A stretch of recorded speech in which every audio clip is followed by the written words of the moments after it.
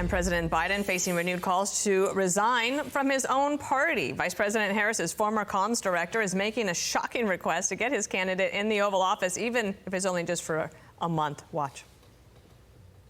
Joe Biden has been a phenomenal president. He's lived up to so many of the promises he's made. There's one promise left that he could fulfill, being a transitional figure. He could resign the presidency in the next 30 days, make Kamala Harris the president of the United States. Here with their take on that, Kennedy and Jimmy Failla. I mean, hey. Why would you even suggest this? Because she didn't earn it. She lost everything. He was her comms director until last year. But the fact that she was employing this kind of person and having them around her, that's why she lost. Yeah. You know, it's like kind of idiotic people with bad ideas. The first female president will beat the boys. The first female president will win because of her merits and her political skills and the fact that voters believe in her. Not because she was anointed in the 11th hour. Why doesn't Joe Biden fly to Romania and get a quickie divorce and make her the first lady for 30 days? It would essentially be the same thing. She would live in the White House. So as a mother of girls, yes, there will be a female president, yes. and she will win. She'll win it. Okay, so right that gentleman, Jamal Simmons, was not done.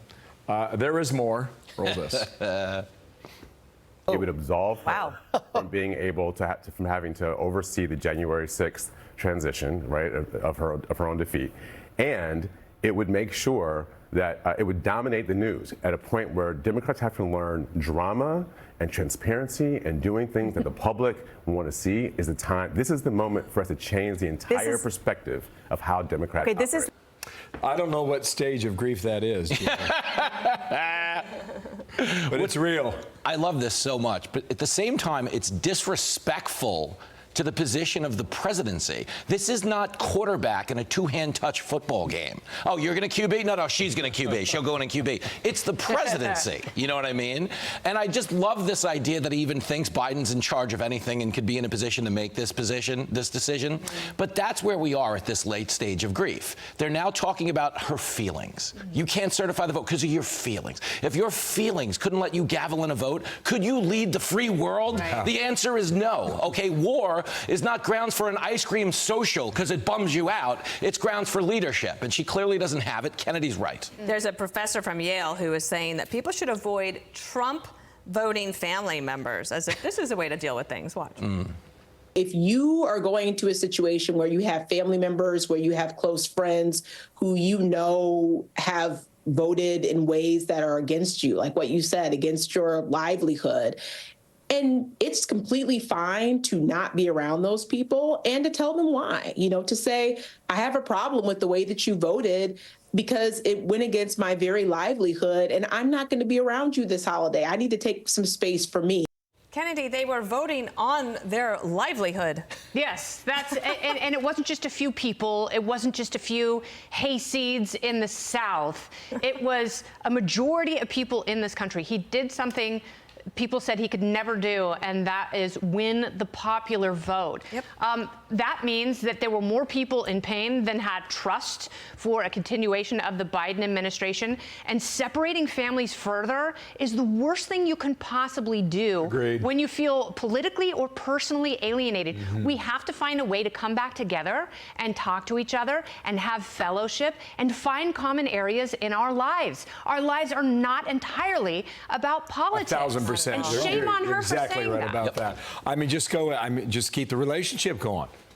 And you don't need to talk politics 2024. And in theory, she's actually doing her party a disservice, because if they continue to only talk to themselves, they're just going to drift further out of touch with the mainstream thought process in this country, which is why he won so much. On a superficial level, though, you don't avoid your conservative relatives. They serve the best food at Thanksgiving. You pull up to the driveway with the pickup, not the Prius, okay? The Prius is giving you tofurkey, the pickup is deep frying something, and it's going to be gorgeous. I don't know what it was like for you guys this weekend, but what I noticed is that no one was talking about it. Yeah. Nope. There was this sense of relief. In New York, like, it was like, everyone's good, they're fine, everyone's You know, on. I tell you what, I lived in New York a long time. This is the first election I can ever remember where there wasn't a protest in New York City. I don't know why that was. You know, I live right near Washington Square Park, okay? Barack Obama came there, big speech. Hillary Clinton came there, big speech. Elizabeth Warren came there. Bernie Sanders. Everybody comes to Washington Square Park. Yeah. You give the big speech there. It never happened. Granted, it was a 107-day campaign. New York wasn't in play, but still, you come there, you plant the flag for liberal progressive policy. For sure. Didn't happen. You have that Madison Square Garden Trump rally, there wasn't a single protest outside the garden. What was going on? I'll tell you what, people have outgrown the manufactured hysteria that surrounded Trump's entrance into politics. People have made peace with who he is. They don't love every word that comes out of his mouth, but they also understand he's not an existential threat. And even the Democrats have been forced to kind of move on from that hysteria. They realize it's not the sell, because if it connected, he wouldn't have won by so much. All right, great to see you both. Oh, you guys. Yeah, Happy podcast today. Happy Veterans Day. Jimmy's going to be on the podcast. Boom. Kennedy saves the world. Hot both of Indeed, them. I love that one. I'm Steve Ducey. I'm Brian Kilmeade. And I'm Ainsley Earhart. And click here to subscribe to the Fox News YouTube page to catch our hottest interviews and most compelling analysis.